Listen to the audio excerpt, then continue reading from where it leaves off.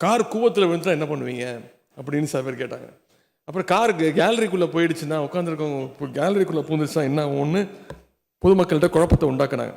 ஆனால் யார் யாரெல்லாம் இந்த போட்டியை விமர்சித்தாங்களோ அவங்களே பாராட்டுற அளவுக்கு சென்னை ஃபார்முலா 4 பந்தயத்தை சிறப்பாக நடத்தி காட்டினோம்.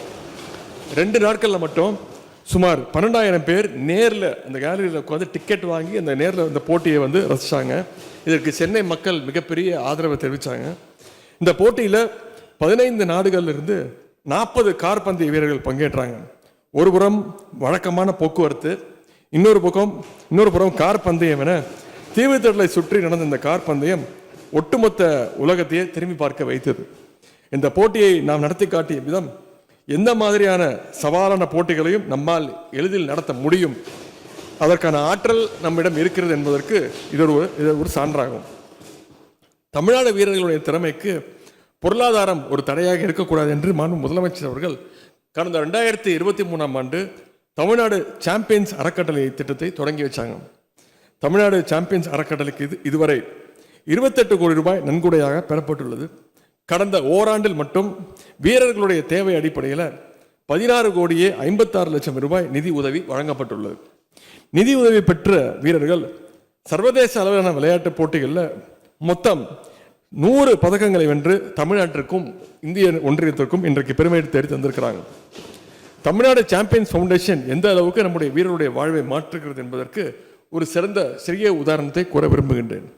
வட சென்னையை சேர்ந்த கேரம் வீராங்கனை தங்கிய காசிமா, அவருடைய தந்தை ஒரு ஆட்டோ ஓட்டுநராக இருக்கின்றார்.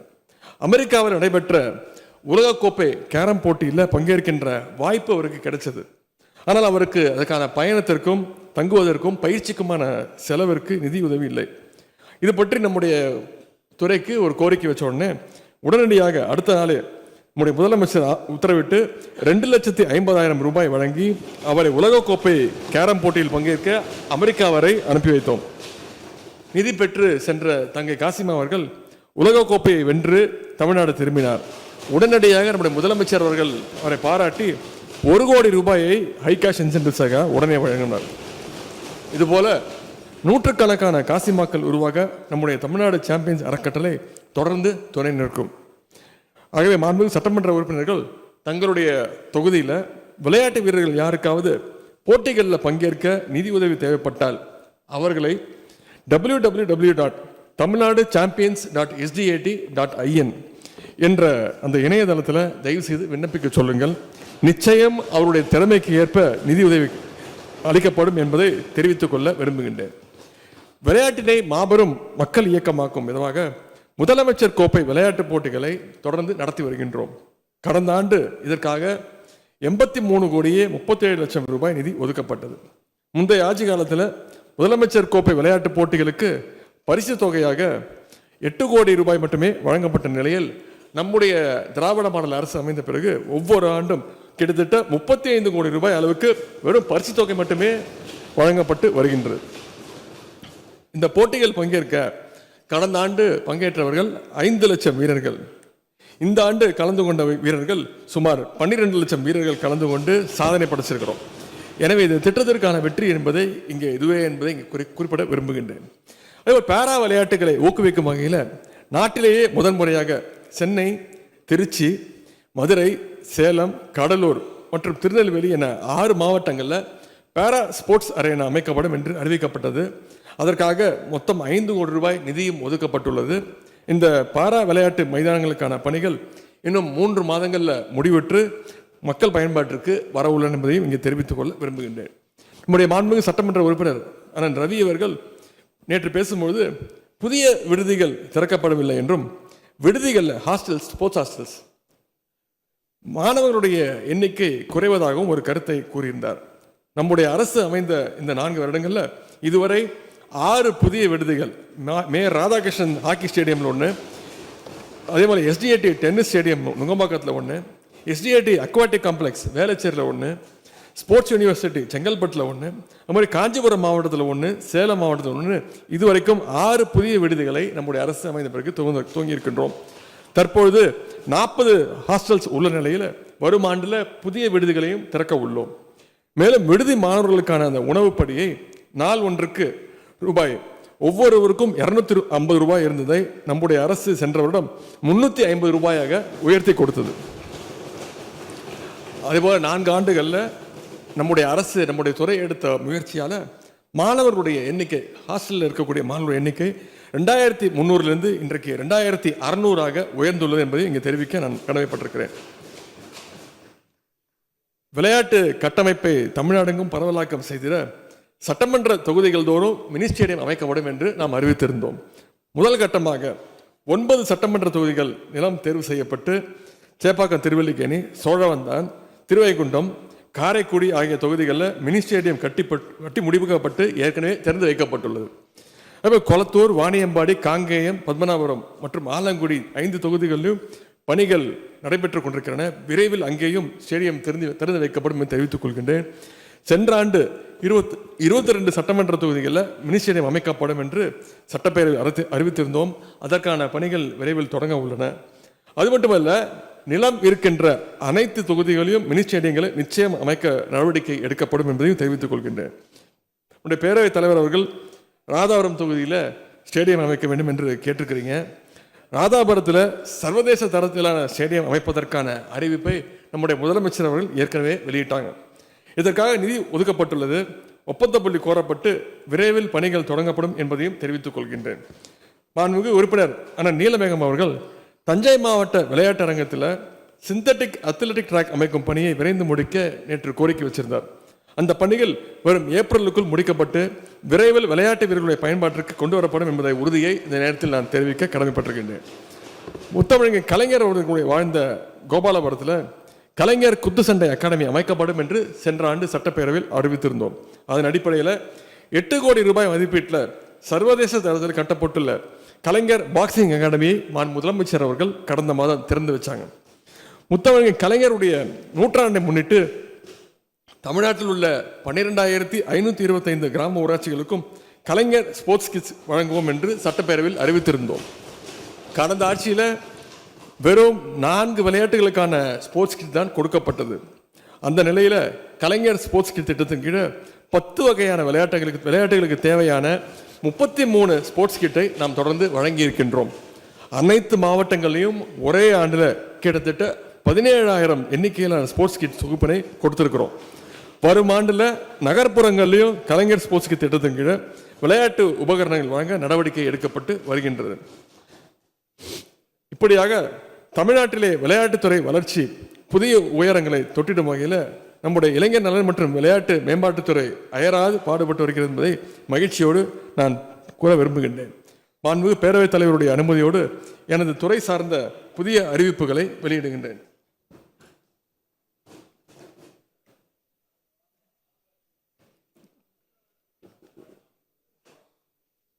ஊரக வளர்ச்சி மற்றும் ஊராட்சித்துறை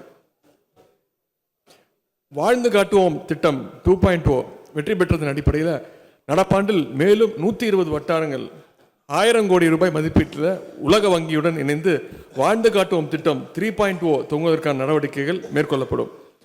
42,000 கிராமப்புற இளைஞர்களுக்கு வேலைவாய்ப்பு மற்றும் சுய வேலைவாய்ப்புடன் கூடிய திறன் பயிற்சி 66 கோடி ரூபாய் செலவில் வழங்கப்படும்.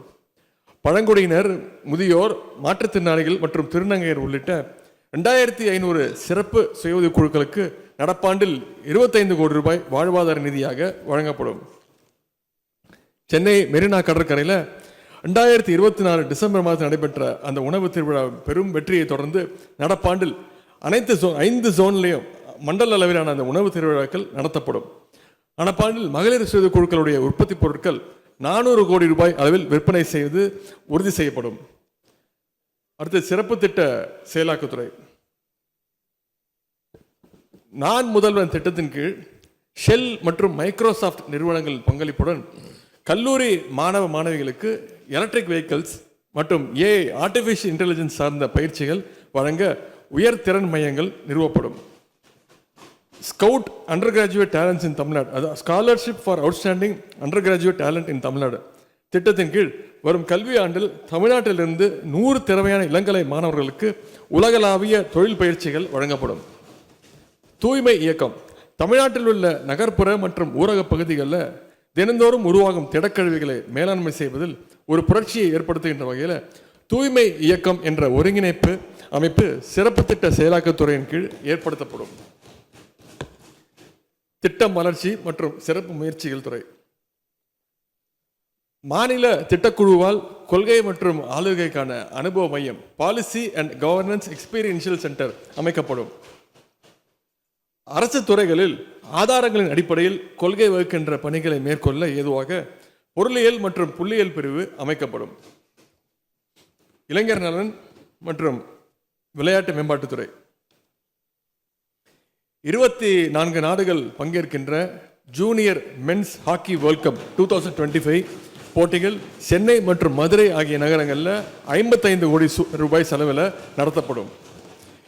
இளைஞர்களுக்கிடையே விளையாட்டு கலாச்சாரத்தை ஊக்குவிக்கவும் உடற்திறனை வளர்க்கவும் முதலமைச்சர் இளைஞர் விளையாட்டு திருவிழா தமிழ்நாட்டில் உள்ள அனைத்து வட்டாரங்கள் மற்றும் மாவட்ட அளவில் 45 கோடி ரூபாய் செலவில் நடத்தப்படும். தமிழ்நாட்டுடைய அனைத்து மாவட்டங்களிலும் உள்ள விளையாட்டு வளாகங்கள் இளம் விளையாட்டு வீரர்களை ஈர்க்கும் வகையில் ஃபுட்சால், பாக்ஸ் கிரிக்கெட் போன்ற விளையாட்டுகளுக்கான முதலமைச்சர் இளைஞர் விளையாட்டு மைதானங்கள் ரூபாய் 10 கோடி மதிப்பீட்டில் அமைக்கப்படும். மாநில மற்றும் தேசிய அளவிலான விளையாட்டுப் போட்டிகள் பங்கேற்கும் போது ஏற்படும் விபத்துகளினால், இது நீண்ட நாள் கோரிக்கை, விபத்துகளினால் உண்டாகும் உடற்காயங்கள் மற்றும் உயிரிழப்பினை ஈடு செய்வது வகையில் 25,000 விளையாட்டு வீரர்களுக்கு வீராங்கனைகளுக்கு காப்பீடு திட்டம், மெடிக்கல் இன்சூரன்ஸ் திட்டம் அறிமுகப்படுத்தப்படும். ஏற்கனவே 5 மாவட்டங்களில் அறிவிச்சிருக்கிறோம், வேலைகள் நடந்து கொண்டிருக்கிறது. இப்பொழுது திருவள்ளூர், திருவண்ணாமலை, தஞ்சாவூர், திண்டுக்கல் மற்றும் கிருஷ்ணகிரி ஆகிய 5 மாவட்டங்களில் பேரா விளையாட்டு மைதானங்கள், பேரா ஸ்போர்ட்ஸ் அரேனாஸ் 7.5 கோடி ரூபாய் மதிப்பீட்டில் அமைக்கப்படும். சர்வதேச மற்றும் தேசிய அளவிலான போட்டிகளில் பதக்கங்கள் வென்ற விளையாட்டு வீரர்களுடைய கோரிக்கையை ஏற்று எலைட் திட்டத்தின் கீழே பங்கு பெறுகின்ற விளையாட்டு வீரர்கள் எண்ணிக்கை 25 50ஆகவும், MIMS திட்டத்தின் கீழ் பயன்பெறும் விளையாட்டு வீரர்களுடைய எண்ணிக்கை 75 125ஆகவும், CDS திட்டத்தில் பயன்பெறும் எண்ணிக்கை 100 200ஆகவும் உயர்த்தப்படும். இந்த திட்டத்தினை செயல்படுத்த ஆண்டுதோறும் 38 கோடி ரூபாய் நிதி ஒதுக்கப்படும். சேலம் மற்றும் ராமநாதபுரம் மாவட்டங்களில் சர்வதேச தரத்தில் 8 தடங்கள் கொண்ட செயற்கை தடகள ஓடுபாதையுடன் இயற்கை கால்பந்து புல்தரை மைதானம் ரூபாய் 25 கோடி மதிப்பீட்டில் அமைக்கப்படும். வேர்ல்டு அக்வாட்டிக்ஸ் ஒலிம்பிக்ஸ் தரத்தில் சென்னை வேளச்சேரி SGAD மைதானத்தில் வளாகத்தில் உள்ள நீச்சல் மற்றும் டைவிங் பூல் ரூபாய் 18 கோடி மதிப்பீட்டில் மறுசீரமைத்து மேம்படுத்தப்படும். சர்வதேச மற்றும் தேசிய அளவில் வெற்றி பெற்ற மாற்றுத்திறனாளி விளையாட்டு வீரர்களுடைய கோரிக்கையை ஏற்று சென்னையில் மாற்றுத்திறனாளி விளையாட்டு வீரர்களுக்கான விளையாட்டு விடுதி ஃபர்ஸ்ட் டைம் இன் இந்தியா அமைக்கப்படும்.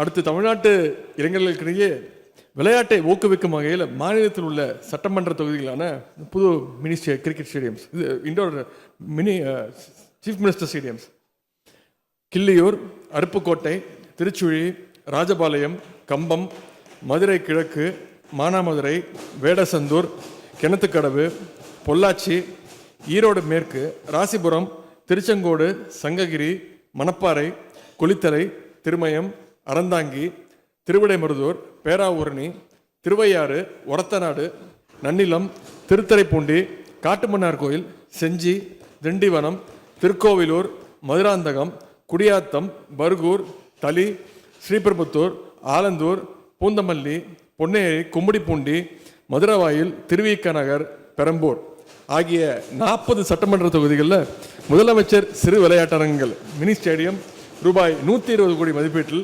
அமைக்கப்படும்.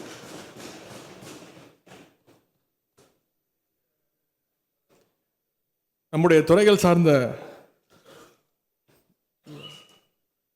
பேரவைத் தலைவர்களே, இங்கே என்னுடைய துறை குறித்த மானிய கோரிக்கைகள் சம்பந்தமான மற்ற அறிவிப்புகள் அச்சிடப்பட்டு மாநில உறுப்பினர்களுக்கு வழங்கப்பட்டுள்ளன. அவற்றை நான் படித்ததாக ஏற்று அவை குறிப்பில் பதிவு செய்ய வேண்டும் என்று நான் கேட்டுக்கொள்கிறேன். பேரவைத் தலைவர்களே, துறை சார்ந்த மானிய கோரிக்கைகள் மீது மாண்பு உறுப்பினர்கள் பல்வேறு வெட்டு தீர்மானங்களை கொடுத்திருக்கிறாங்க. அதற்கான உரிய விளக்கங்களை எனது பதில் உரையிலும் அறிவிப்புகளிலும் அளித்துள்ளேன். அவற்றின் மீது உரிய வகையில் நடவடிக்கை எடுக்கப்படும். எனவே சட்டமன்ற உறுப்பினர்கள் அவர்கள் கொடுத்த வெட்டு தீர்மானங்களை திரும்ப பெற்றுக்கொண்டு இந்த மானிய கோரிக்கையை நிறைவேற்றி தருமாறு கேட்டுக்கொள்கின்றேன். எனது உரையை முடிக்கும் முன்பு முக்கியமான ஒரே ஒரு பதிவை மட்டும் இங்கே குறிப்பிட விரும்புகின்றேன். இன்றைக்கு நம்முடைய திராவிட மாடல் அரசு திட்டங்களால் தமிழ்நாட்டில் உள்ள ஒவ்வொரு வீட்டிலும் குறைந்தது ஒருவராவது பயன்பெற்று வருகிறார்கள். இதுதான் உண்மையான மக்கள் ஆட்சிக்கான அடையாளம். அதனால்தான் நம்முடைய முதலமைச்சர் பின்பு ஒட்டுமொத்த தமிழ்நாட்டு மக்களும் அணி திரண்டு நிற்கின்றார்கள். பதவிக்காக அரசியலுக்கு வந்தவர்களை நம்முடைய முதலமைச்சர் அவர்கள். அரசியலில் நம்முடைய தலைவர் முதலமைச்சர் அவர்களுக்கு கிடைத்த முதல் பதவியே மிசா சிறைவாசம். இந்தியாவுடைய ஜனநாயகத்தை காக்க 50 ஆண்டுகளுக்கு முன்பு தன்னுடைய அரசியல் பயணத்தை தொடங்கிய நம்முடைய முதலமைச்சர் அவர்கள் இன்றைக்கும் இந்தியாவுடைய ஜனநாயகத்தை காக்கின்ற காலத்தில் நிற்கின்றார்கள். 1938 தந்தை பெரியார் அவர்கள் இந்திய எதிர்ப்பு போரை தொடங்கி வச்சார்.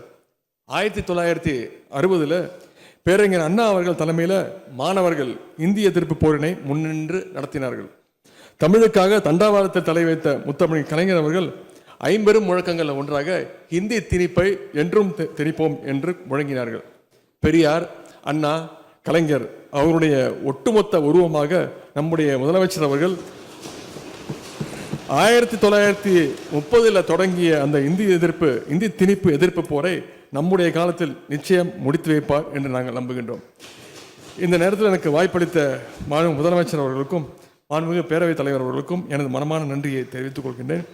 அதே போல தலைமைச் செயலாளர் திரு முருகானந்தம் ஐஏஎஸ் அவர்களுக்கும், நிதித்துறை செயலாளர் திரு உதயச்சந்திரன் ஐஏஎஸ் அவர்களுக்கும், என்னுடைய துறை சார்ந்து என்னோட பயணிக்கின்ற அதிகாரிகள் திரு அதுல்யா மிஸ்ரா ஐஏஎஸ் அவர்களுக்கும், ரமேஷ் சந்த் மீனா அவர்களுக்கும், திரு பிரதீப் யாதவ் அவர்களுக்கும், திரு ககன்தீப் சிங் பேடி அவர்களுக்கும், திருமதி ஜெயா, திருமிகு ஆர்த்தி, திருமிகு சஜீவனா, திரு மேகநாத் ரெட்டி, திருமிகு ஸ்ரேயா சிங், திரு கிராந்திகுமார், முதலமைச்சருடைய தனி செயலாளர் திரு தினேஷ் அவர்களுக்கு என்னுடைய நன்றியை தெரிவித்துக் கொள்கின்றேன். மேலும் என்னுடைய உதவியாளர்கள் திரு மணிராஜ், திரு செந்தில், திரு மணிகண்டன் அவர்களுக்கும் இந்த நேரத்தில் நன்றியை தெரிவித்துக் கொண்டு, மாண்புமிகு முதலமைச்சர் அவர்கள் தலைமையில் தமிழ்நாடு போராடும், தமிழ்நாடு வெல்லும் என்று கூறி என்னுடைய உரையை நிறைவு செய்கிறேன். நன்றி, வணக்கம். உடனுக்குடன் செய்திகளை தெரிந்து கொள்ள சன் நியூஸ் பெல் ஐகானை கிளிக் பண்ணுங்க.